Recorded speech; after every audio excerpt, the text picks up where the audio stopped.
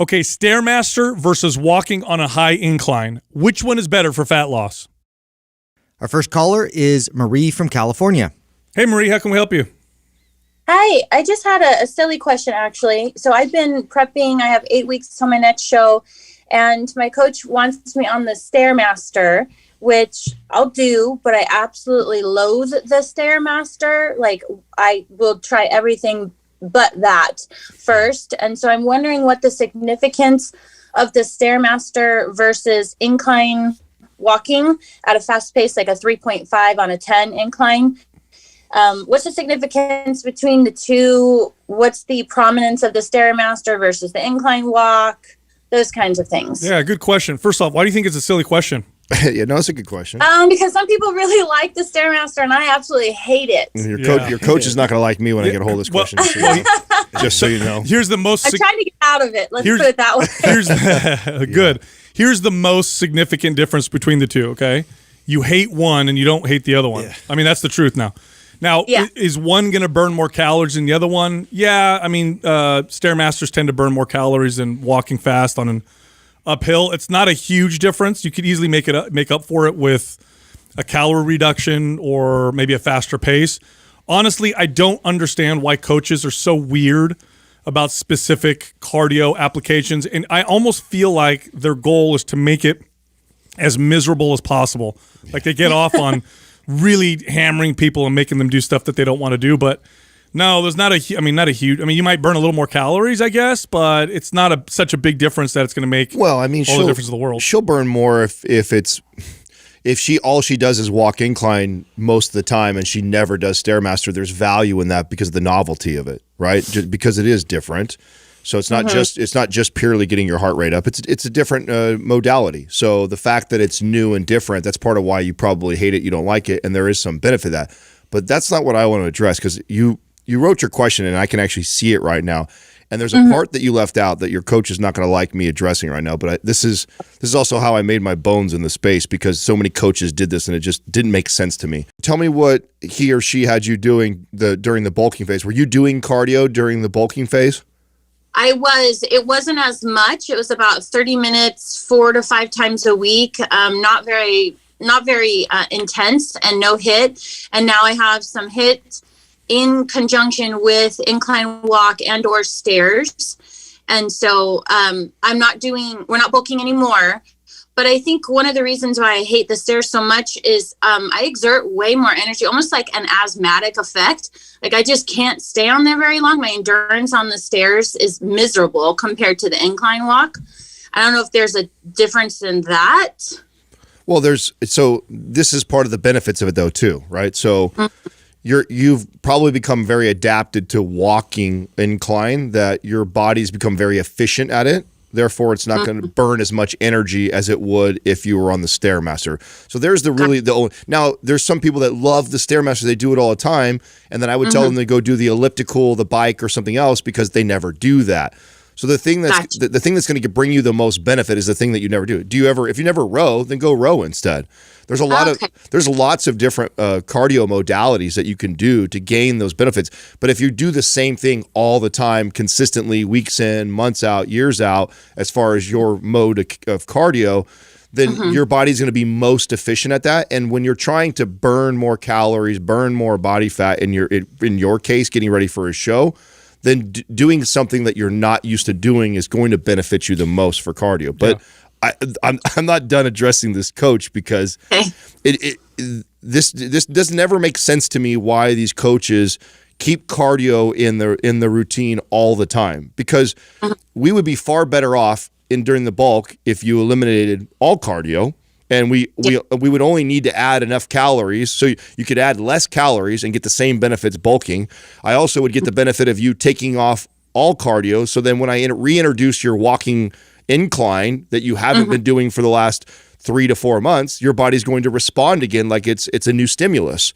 So it always blew my mind when these coaches during a bulking season would still have their clients doing cardio, even though you're saying 30 minutes 4 to 5 times a week. My female clients were doing that 4 weeks out from a show.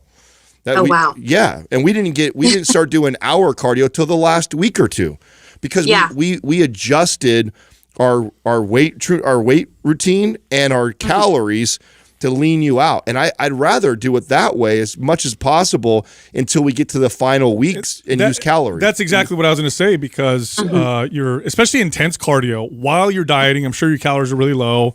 While you're doing a lot of resistance training, you may be sacrificing muscle because of this adaptation signal.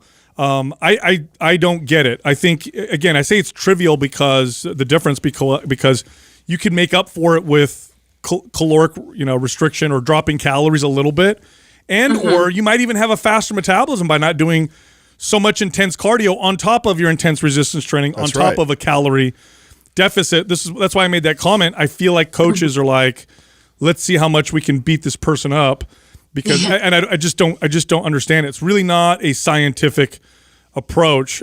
So it's not at all. It's the formula for most of these coaches is I did not get into that space with the intent of becoming a coach. I just saw, I had so many people coming up to me and asking for help. And when I would assess what their coaches were telling them, I thought, this is so ridiculous. Like, you have to understand that when you're in a cut, like Sal's saying, you're restricting calories already. And then if you go add intense cardio, the signal you're sending to the body is not one to keep muscle. And that's part of the goal of us bulking together. So if I just bulked you for 2 months or 3 months before we get ready for our stage and get ready for our cut, obviously the goal is to hang on to as much of that muscle you and I worked for building as possible. So that, for me, that means I want to minimize how much intense cardio I do with you. I only want to do it in those last few weeks as a kind of an emergency. Like, okay, we're getting ready. We were almost ready for stage. You're not quite as lean as I want you to. Okay, let's ramp this cardio up, knowing that I'm probably going to lose a little bit of muscle along the way too, because I know I've got you in a calorie deficit and I'm pushing the shit out of your body on cardio. You start doing that 6, 8, 10, 12 weeks out before the show, and of course your body's going to pare down muscle, and you're going to slow down the metabolism, and this is going to be a fucking grind for the last 4 weeks. Yeah. What are your calories at right now before your show? Okay, so right now I'm at 1640. I have 40 grams of fat a day, and then the rest is split between the protein and the carbs. But my last show last year around this time, the coach I was using had me at 600 calories towards the end. So I have a different coach now, working much better with feeding, but I'm kind of freaking out because I'm 8 weeks out and my body's not responding. So yeah. Well, hold on. 8 weeks out, 1,600 calories. You're doing how much cardio and how much resistance training every week? Oh gosh, I love the gym. I'm kind of addicted. I know I've listened to your show before, so I know I should take a little more time off, but it makes me happy to go. So I'm about 5. Sometimes I'll still go that 6th day and just keep it lighter. And it's pretty intense. My leg days are easily 2.5 hours, and I'm lifting very heavy. And I've got 5 kids, so it's taking me a lot longer to get this off my body. And then my shoulder days, maybe an hour and a half, then some cardio's 4 to 5 days a week, about 30 minutes each time. And then on top of that, 3 out of those 5 days, I'm doing HIIT with the cardio. Okay. Yeah, wow. What's so hard about this. Sorry, Sal, I'm cutting you off there, but I just want to make the point that no matter what you say or what I say, right now it's like it's too little too late. Yeah. I mean, when we get somebody that like yourself who asks me a question like this and we're in the middle of a cut, you know, a lot of times I normally tell them, like, listen, just ride it out with your coach. They're paying attention to you more than I'm paying attention to you every day. But the next time when we get out of the show, there is a much better way for us to approach this prep. Sorry, Sal, for cutting you off. Yeah, no, I was just, look, if you were a family member or a friend of mine, I'd say, if you could just not do this, you stop. And if you want to finish the show, do it. Don't do this again. Okay, you got to use a little bit of logic here. And I say that not because you're not logical, but because I know there's a lot of emotion and energy behind it. So look at this logically, okay? You're lifting weights for hours, 5 days a week. Not like a 45-minute workout, but hours, and sometimes over 2 hours. You're doing 5 days a week of cardio. On top of that, an additional 3 HIIT workouts. You got 5 kids. You're doing this for a decent period of time. Your calories are 1,600, which tell me you're probably going to be closer to 1,000 by the end of this prep. Does this seem like something that could cause long-term damage to your body and your health, the likes of which you'll be paying the price for years to come? Answer that question yourself. You don't have to give me the answer, but think about that for a second, because because I see this all the time, or I've seen this many times. People do this, and then afterwards are like, "Why? I've been trying to reverse diet for 2 years. Why aren't my hormones going back to normal? Why am I gaining weight? What happened to me?" And it's like it's because of what you did. So I'm not trying to scare you, but this is just the truth. Okay, if you looked at all these numbers, all the stuff that I listed out, it's kind of crazy. Well, the truth is, even if you don't do anything long-term metabolic to yourself as far as damage, like even if it's not that, like maybe that doesn't happen right now, but at the very least, you're going to have a hell of a time not allowing the body fat to come on fast when you get out of this, because there's no way you're going to sustain that amount of activity, that low of calorie for the rest of your life. So the rebound effect at the bare minimum that you're going to get from this is going to be a pain in the ass.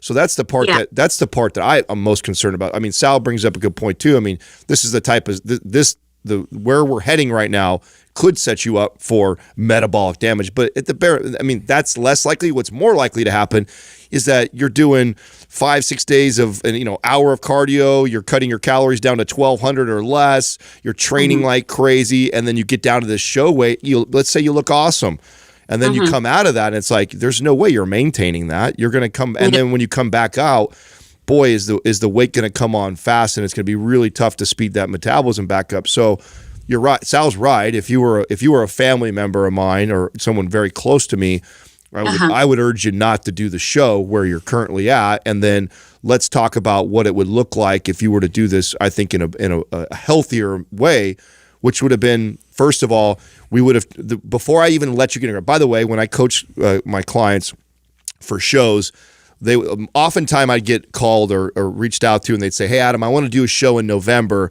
Can I hire you to do that?" I said, "That's not how it works.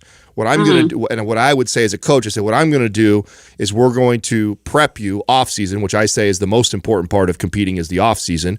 And then when I feel that your metabolism is in a very healthy place, then we'll plan a show from there.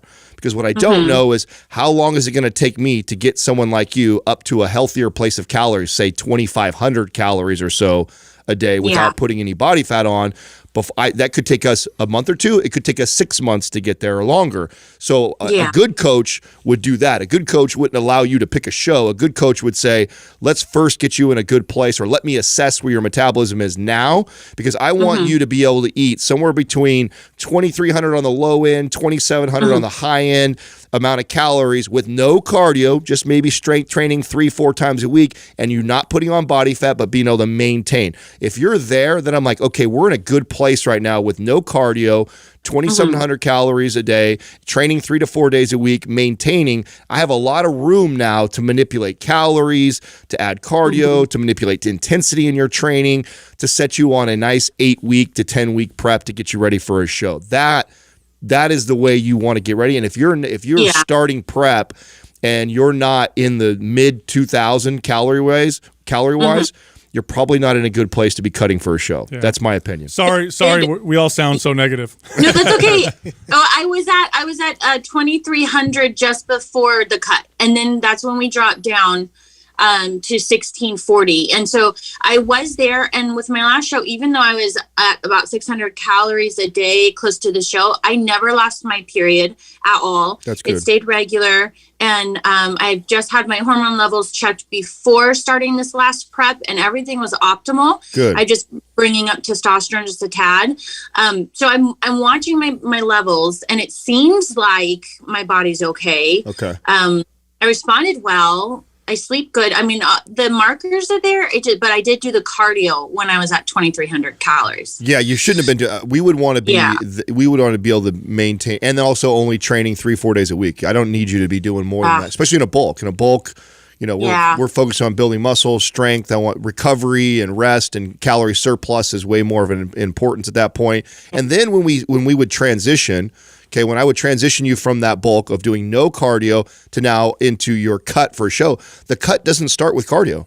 The cut starts with me either one, adding training volume or adding more intensity or adding more days in lifting, or a slight reduction in calories, or a mix of both. Maybe I drop you to 2,100 calories. I let you lift in the gym an extra day or two, or we increase the volume in your training one way or another that way, and then we watch and see what happens to your body. If I did my job correctly, I should start to see nice change just from that. And then we're going to ride that wave for a couple weeks until I see you kind of start to slow down or plateau. And then again, I'm either going to I have more days to add volume and intensity, or restrict calories, or maybe I ask you to do a walk. I said, now I want you to do an hour walk every day. There's a lot of things that we do, but cardio, I'm saving intense cardio till the damn near end, because I know that we just came off of a bulk where I'm trying to build muscle with you, and I know a calorie deficit with high intensity cardio is the perfect recipe for your body to pare down muscle. And so I want to leave that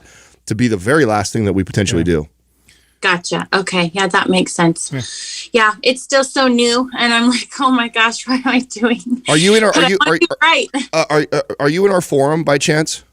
I don't think so. Not yet. I just listen to you pretty much every morning when I get ready. Okay, so I'm going to have Doug add you to our Facebook private forum. We actually have a lot of competitors in there. So a lot of people that there's even a few girls in there that I've trained. So it's a great community. And there's some people that have done the show themselves with no coaches, just from talking to our community and getting help from all of us. So I just urge you to get in there. We'll figure out things after whatever you decide to do for this show or not.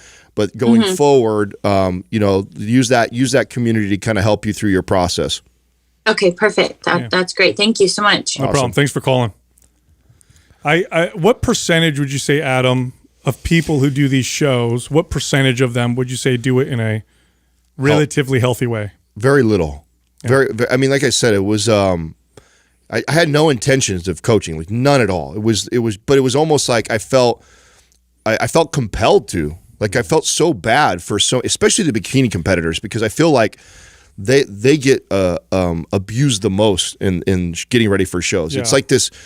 There's this down on cardio. Yeah, there's this weird idea, and this is also prevalent in the men's space too. It's not just women that do this too. Men are guilty of this too, which always blew my. This idea of doing all this cardio in the off. And by the way, okay, remember when we're talking about this, because you might hear me contradict myself if I'm talking to a health person or someone who wants just to be healthy. Right? We're talking about sport right now. How to maximize this, how to do it in the safest, smartest, fastest, healthiest way. There's some things that my rules change a little bit here. That person in a bulk, I don't want them doing any cardio. Why? Doesn't make sense for them. Now, if general health, who's somebody, that's a different situation. So the way these coaches prep these bikini girls for shows, it just doesn't make any sense. It's not science based at all. It's like starve you and work you to death. Yeah, and then it literally what it is the girl or the guy who wins the show was the one who could adhere to the most punishment, or had the best genetics going into it. They had the most resilient genetics to the damage. Yeah. Yeah, I would even venture to say, just if you look at the whole picture, the fact that who it attracts, so who's attracted to a sport where you're presenting your body on stage to get it judged. When you look at the caloric restriction, the overtraining, the types of people it attracts, it's a perfect recipe for eating disorders, body image issues, hammered and damaged bodies, and hormones, and it's got to be one of the most unhealthy places to compete, regardless of sport. It just doesn't seem like a good idea for most people. So if you're thinking about doing it, like really, really consider all the stuff that we just mentioned. Rochelle is in our forum, and I got her like this. She had already kind of gone through this with other coaches and stuff like that, and we linked up. And so she's a great person. So if you're listening to this, you're a competitor, you're in our forum, you're thinking about getting in there, but get a chance that she's amazing too. Like she's an open book. She'll share like her experience both before me and then after coaching with me. And I think she's full of wisdom, very, very smart. And we'll share it. And she's a completely natural athlete and looked incredible after we got ready for a couple shows. So talk to her if you're in our forum. Hey, if you enjoyed that clip, you can find the full episode here, or you can find other clips over here. And be sure to subscribe.